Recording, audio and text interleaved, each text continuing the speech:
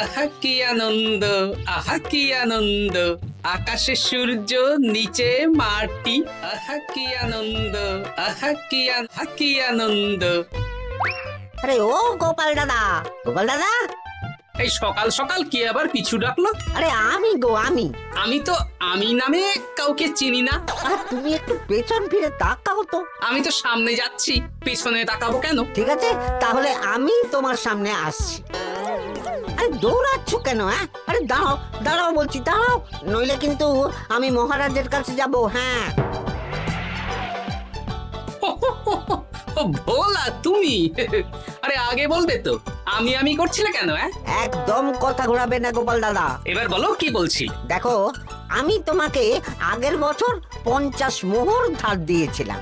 এ কি, তোমার তো মিষ্টির দোকান, ধার দিলে তো লোকে ছুরি কাঁচি ধার দেয়, আর তুমি মোহরে ধার দেওয়ার ব্যবসা শুরু করেছো কবে থেকে বলো দেখি? আবার কথা ঘোরানো শুরু করেছো। হ্যাঁ, আমি এবার কিন্তু সত্যি মহারাজের কাছে যাব। আরে মজা করছি তো। আরে বারবার আমাদের মধ্যে মহারাজকে টেনে আনার কি দরকার বলো তো? সে না হয় টানলাম, তবে তুমি ওই আমার 50 মোহর সুদ সহ কবে ফেরত দেবে বলো তো? আর কিন্তু তোমার হাতে ওই 1 সপ্তাহ সময় আছে। হ্যাঁ, 1 সপ্তাহ মানে কতদিন ভাই? 7 দিন, 7 দিন। 7 দিন? আচ্ছা 7 দিন মানে কত ঘন্টা? 24 গুণ 7, মোট ওই 168 ঘন্টা। ও, অনেক সময় আছে। দেখো গোপাল দাদা, তোমার সাথে কিন্তু আমার ওই কাগজে কলমে লিখিত পড়িত আছে। হ্যাঁ, যদি ওই সময়ের মধ্যে তুমি আমার কাছ থেকে নেওয়া ওই অর্থ আমাকে ফেরত না দিতে পারো, তাহলে কিন্তু তোমার ওই বাড়ি ঘর সব আমার হয়ে যাবে। হ্যাঁ, হ্যাঁ হ্যাঁ, মনে আছে মনে আছে। এখন রাজসভায় যাই, 168 ঘন্টা পেরিয়ে গেলে চলে এসো, কেমন? বেশ, কথাটা মনে থাকে যেন। হ্যাঁ, তখন আর কিন্তু কোনো চালাকি করতে যাবে না, আমি সোজা মহারাজকে বলে দেব। ঠিক আছে ঠিক আছে।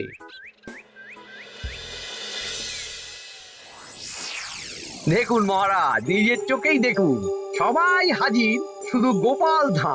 সত্যি গোপাল ইদানিং আবার দেরি করে আসা শুরু করেছে। ওকে আচ্ছা করে ধোলাই দিন, তাহলেই চলে আসবে। কাজের কাজ তো কিছু করে না, শুধু বসে থাকে, তাতেও এই। যা বলেছেন মন্ত্রী মশাই। আমার মতে গোপালকে রাজসভাতেই বেঁধে রাখুন, তাহলে আর বাড়িতে যেতেও হবে না, আর দেরি করে আসবেও না। রোজ রোজ গোপাল করে রাজসভায় আসতে দেরি, তাই এবার তার পায়ে পড়াতে হবে বেড়ি। এই তো মহারাজ চলে এসেছি। আর বলবেন না, রাস্তায় ভোলা ময়রা চেপে ধরেছিল। থাক, আর অজুহাত দিতে হবে না। নেহাত ভাগ্যের জোরে এই রাজসভার চাকরিটা পেয়েছিল।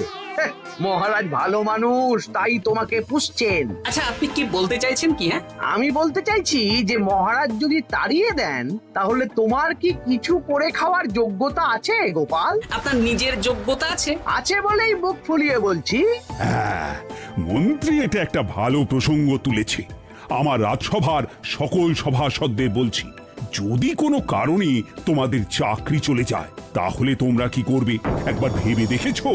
না মহারাজ, ভাবনাটা আমি সঠিক সময় কাজে লাগাই, ওই অকারণে ভেবে মাথা খারাপ করতে চাই না। হ্যাঁ, আহা, রাজসভার চাকরিটা তো তোমাদের পেশা।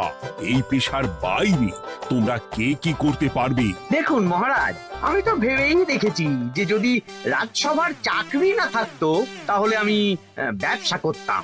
আমি মহারাজ যদি বিজ্ঞানী না হতাম, তাহলে শিক্ষা দান করতাম। আমি তো ছবি আঁকতাম, কলম না থাকলে আমি তুলি ধরবো।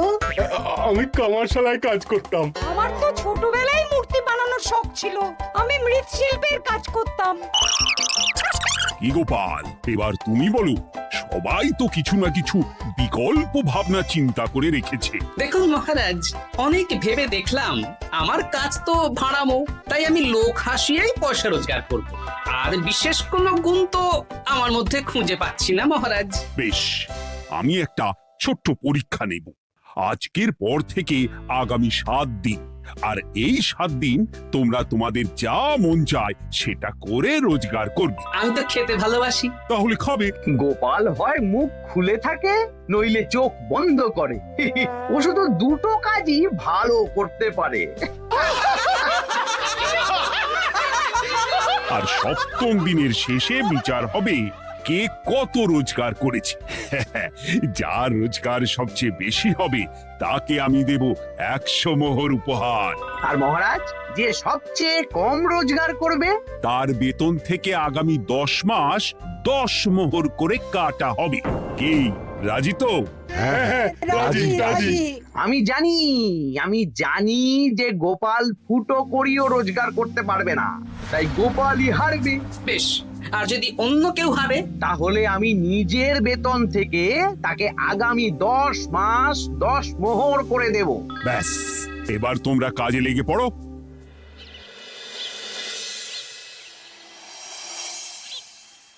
এ কি গিন্নি, আজকেও নিরামিষ? হ্যাঁ, আজকেও নিরামিষ খেতে হয়। হ্যাঁ, রোজই তো কিছু না কিছু একটা লেগে আছে তোমার। আমাদের পুরো শরীরটাই তো আমিষ। হ্যাঁ, তাহলে আমিষ খেতে বাধা কিসের বলো দেখি? বেশি তর্ক করতে হবে না বাপু, তা তোমাকে ডিম বানিয়ে দেবো। হ্যাঁ, না, আমি মানুষই ঠিক আছি গিন্নি। আরে তোমাকে ডিম বানাবো বলেছি নাকি? আমি বললাম তোমার জন্য ডিম বানিয়ে দেবো। জন্যটা তো বলনি তখন। আরে তাড়াতাড়ি দাও, তাড়াতাড়ি দাও। এখন কদিন শুধু খাবো আর ঘুমাবো, 7 দিন ছুটি। ছুটি মানে? সেসব পরে বলবো গিন্নি। যাও গিয়ে ডিম সেদ্ধ বসাও।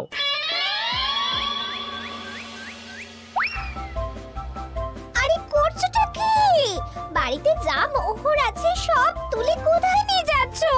আড়ত বাজারে। কেন কেন? তুমি আড়তে গিয়ে কি করবে? আড়তটাই কিনে নেব। কেন? তাহলে খোলা বাজারের সব ব্যবসায়ী আমার কাছে আসতে বাধ্য হবে, আর আমি ভালো মুনাফা রেখে সব বিক্রি করব। এ কি? রাজবাড়ি সুখে চাকরি ছেড়ে দিলে নাকি? না না না, এখন 1 সপ্তাহ ব্যবসা করে মহারাজের কাছে আমার যোগ্যতা প্রমাণ করব। সব পরে বুঝিয়ে বলবো। হ্যাঁ, আমি আপনাকে সব শিখিয়ে দেব। তাহলে ভাই ওই আগামীকাল সকাল থেকে কাজে লেগে পড়বো, কেমন? তাহলে বুঝতে পারলেন তো যে কি করতে হবে? হ্যাঁ হ্যাঁ জমিদার মশাই, কবিতা লেখা যেমন আমার পেশা, তেমনি চিত্রশিল্প আমার নেশা। তাহলে তো আর কোনো চিন্তাই নেই। আশা করি খুব সুন্দর ছবি আঁকবেন। আপনি 1 সপ্তাহ পর এই মন্দির চিনতেই পারবেন না। এই নিন আপনার জন্য 50 মোহর অগ্রিম। মন্দিরের চিত্রকলা শেষ হয়ে গেলে আরো 50 মোহর দেব, ঠিক আছে? বেশ।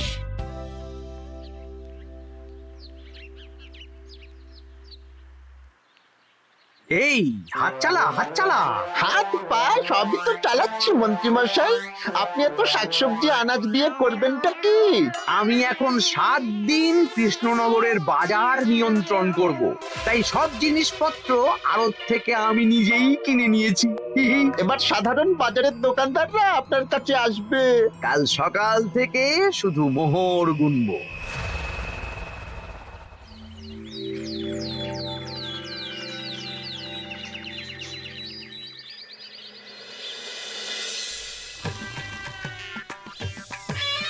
আরে এত বেলা হয়ে গেল, আর কত পড়ে পড়ে তুমি ঘুমোবে?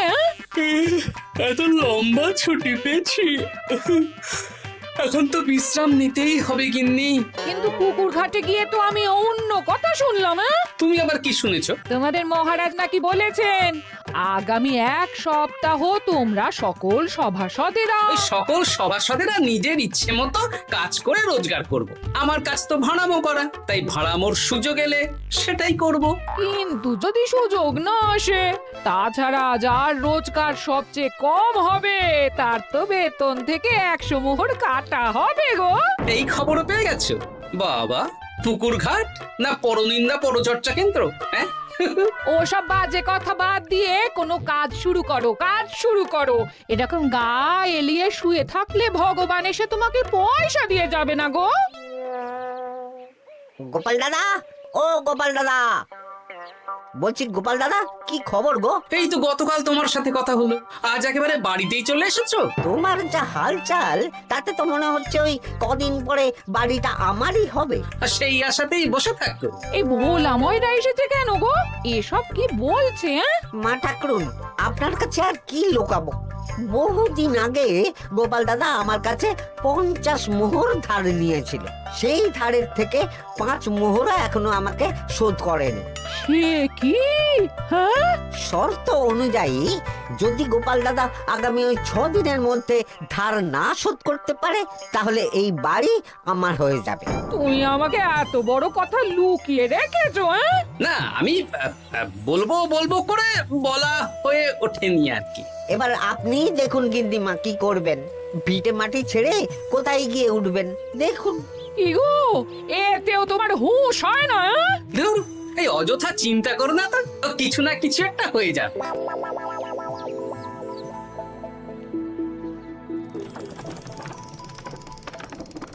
বাবা পণ্ডিত মশাই, আপনি তো এর মধ্যেই কাজ শিখে গেছেন। আমি তো ছোট থেকেই মাটির পুতুল বানাতে ভালোবাসতাম। বিভিন্ন দেবদেবীর মূর্তি নিজেই বানাতাম, তারপর পুজো করতাম। আমার পরম সৌভাগ্য আপনার মতন পণ্ডিত মানুষ আমার কুমোর শালায় কাজ করছেন। কোনো কাজই তো ছোট নয়। সত্যি সভাকবি মশাই, আপনার তুলিতে জাদু আছে। কি সুন্দর কারুকার্য। সবই আমার মা বাবার দান। আমার বাবা খুব বড় চিত্রশিল্পী ছিলেন, উনি হাতে ধরে আমাকে ছবি আঁকা শিখিয়েছেন। বাহ বাহ বাবা।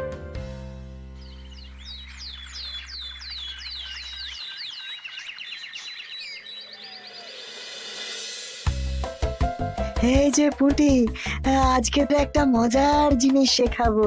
কি জিনিস? নয়ের নামটা তো তোরা পড়েছিস, হ্যাঁ, বল তো। 9 একে 9, 9 দুগুণে 18, 3 9 27, 4 9 36। ঠিক আছে ঠিক আছে, এবার থাম। পুরো মুখস্থ। সে তো বুঝতেই পারছি। এবার মজার জিনিসটা দেখ। 9 কে 9, 9 দুগুণে 18, 18 মানে কি? 1 10 8। হ্যাঁ, এবার 1-এর সাথে 8 যোগ কর, কত হয়? 9 3 9 কত? 27। 2-এর সাথে 7 যোগ করলে কত হয়? 9 36-এর 3-এর সঙ্গে 6 জুড়লে 9। আরে বাস, দারুণ তো। হ্যাঁ হ্যাঁ। সত্যি বিজ্ঞানী মশাই, আপনি কি সুন্দরভাবে পড়া বোঝান। এটা তো আমার নেশা।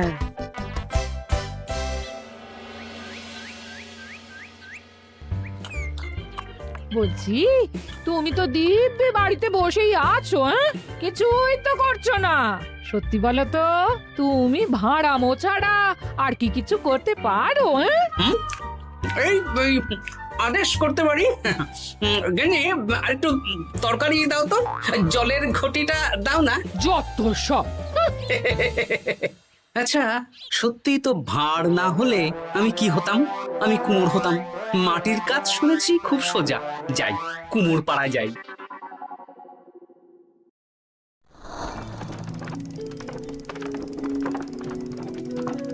আমার কি সৌভাগ্য, রাজসভার দুজন সভাসদ আমার সঙ্গে কাজ করছে। আচ্ছা, এইভাবে ঘোরাবো? এই যা, হলো না। এটা কি মুড়ির মোয়া নাকি? দাও, আমাকে করতে দাও, তুমি অন্য কিছু করো।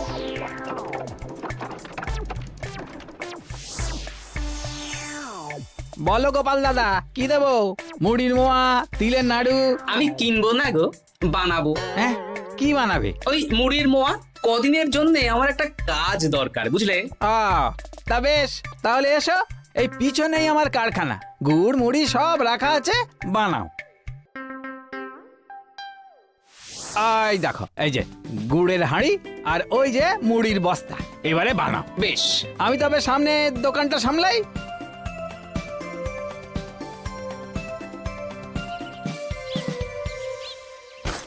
কিসের আওয়াজ হলো? আরে আরে আরে, এ কি করলে গোপাল দাদা? আর বলো না, ওই গুড়টা ঢালতে গিয়ে হাঁড়িটা হাত ফসকে পড়ে গেল। এই তুমি যাও তো, তোমাকে কিচ্ছু করতে হবে না, যত সব বিপদ বাড়ানো।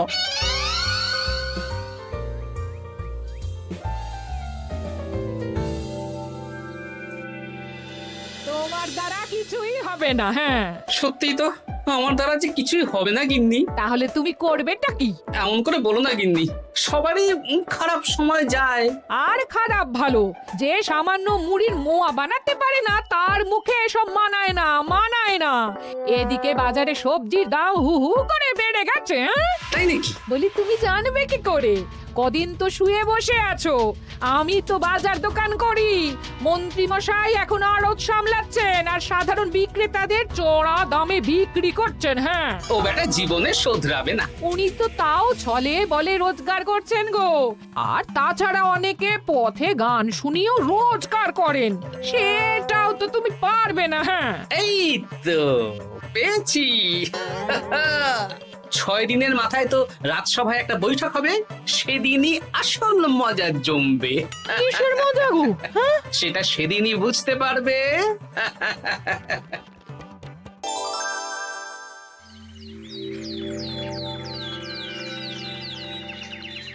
তারপর বলো, আজ তো ষষ্ঠ দিন, আজ অবধি তোমরা কে কত কত রোজগার করেছো? মহারাজ, আমি এখনো অবধি 200 মোহর। বাহ বাহ বাহ! আমি মহারাজ 15 মোহর। হ্যাঁ, আমি 5 মোহর। বিভিন্ন বাড়িতে বাচ্চাদের পড়াচ্ছি, শিক্ষাদান করছি দিনরাত। সেনাপতি, আমি 10 মোহর পেয়েছি, আরো পাবো। আমি 50 মোহর অগ্রিম পেয়েছি, আরো পাবো আগামীকাল। বাহ বাহ বাহ! সবাই তো ভালোই রোজগার করেছো। আর গোপাল, তুমি বলো। মহারাজ, আমি এখনো অবধি কোনো রোজগার শুরু করিনি। আমি আগেই বলেছিলাম গোপাল একটা কানা করিও রোজগার করতে পারবে না। আসলে মহারাজ, আমি আজ সকালেই আমার প্রতিভা খুঁজে পেলাম। তোমার আবার কি প্রতিভা? আমি ভালো গান গাইতে পারি মহারাজ। আমার ছোট্টবেলার ইচ্ছে ছিল আমি রুদ্ধদ্বার সভা করব, গান গাইবো, আর দর্শক বা শ্রোতারা আমার গান শুনে আমাকে পয়সা দেবে। বাহ বাহ বাহ! তা শোনালে না কেন? আমি চাই আপনারা সবাই আমার বাড়িতে আসুন, আমার গান শুনুন। এই না না না না না, তোমার গান শুনে অর্থ ব্যয় করতে পারবো না গোপাল। যদি শোনাতে হয় তো বিনামূল্যে শোনাও। তুমি ভেবেছো কায়দা করে গান শুনিয়ে রোজগার করবে? সেসব চালাকি কিন্তু চলবে না। না মহারাজ, আমার গান শুনতে আসার জন্য একটা কানা করিও খরচ করতে হবে না। আমি বিনা পারিশ্রমিকে গান শোনাবো। বেশ, তাহলে কবে শোনাবে বলো? এখনই চলুন, শুভস্য শীঘ্রম। আবার যেতে হবে কেন? এখনই শোনাও। আমার আবার নিজের বাড়ি ছাড়া প্রতিভা বিকশিত হয় না। বেশ তো, এই কদিন টানা কাজ করেছি, তোমার গান শুনে মনটা যদি ফুরফুরে হয়ে যায় ভালো তো। চলো গোপাল। আসুন আসুন, সবাই ভিতরে আসুন। আসন পাতা আছে, সবাই বসুন। নাও, এবার গান শুরু করো। দাঁড়ান মহারাজ, আমার গান আমি বাইরের লোককে শোনাতে চাই না। কু কু বাবা, আবার কোকিলের মতন আওয়াজ করছে। কু।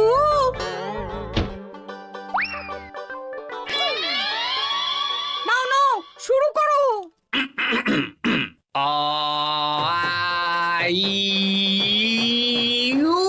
ওরে বাবা রে বাবা! আরে এত চিৎকার করছো কেন? থামো থামো থামো!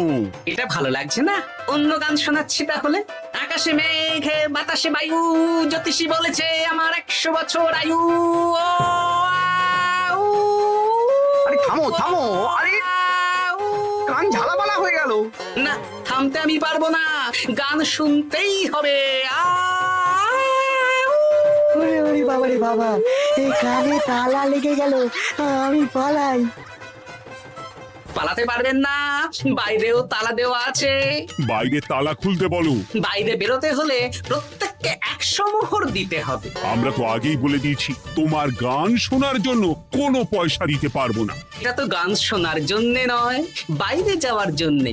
আমার গান শুনতে আসার জন্যে কোনো অর্থ লাগে না। গান শুনে বাইরে বেরোতে গেলে অর্থ লাগবে, জনপ্রতি 100 মোহর মাত্র। কি জ্বালাতন! হয় দিন, নইলে আবার শুরু করছি। মশাই থামো থামো। আপনারা কি সবাই দেবেন না এখানেই থাকবেন? এই আমার কাছে এখন 50 মতন মোহর আছে। আমার কাছে 5 মোহর আছে। সে আমি লোক পাঠাচ্ছি আপনাদের সবার বাড়িতে, পুরো অর্থ পাবো, তারপর সবাইকে ছাড়বো। আচ্ছা, এটা কি ঠিক করলে গোপাল? দেখুন মহারাজ, আমি কথা নিয়ে খেলি। সব সভাসদেরা 6 দিন খেটে যা না রোজগার করেছে, আমি শুধু বুদ্ধির জোরে আর ভাড়ামো করে ঘন্টা খানিকের মধ্যে তার থেকে বেশি রোজগার করে নিলাম। যদিও এখনো একদিন সময় আছে। সত্যি গোপাল, তোমার বুদ্ধির জবাব নেই। মন্ত্রী মশাই, যে সবচেয়ে কম রোজগার করবে আপনাকে কিন্তু তাকে আগামী 10 মাস 10 মোহর করে দিতে হবে। হ্যাঁ নয় হ্যাঁ, এরকমই তো তুমি মুখ বড় করে বলেছিলে। গিন্নি কই গো, ভোলাকে ডেকে আনো, ওর ধার আজকেই শোধ করে দেব। হ্যাঁ যাচ্ছি। হ্যাঁ, আমরাও যাচ্ছি। গোপাল, কালকে রাজসভায় এসে তোমার পুরস্কারের অর্থটাও নিয়ে যেও। সে তো নিশ্চয়ই।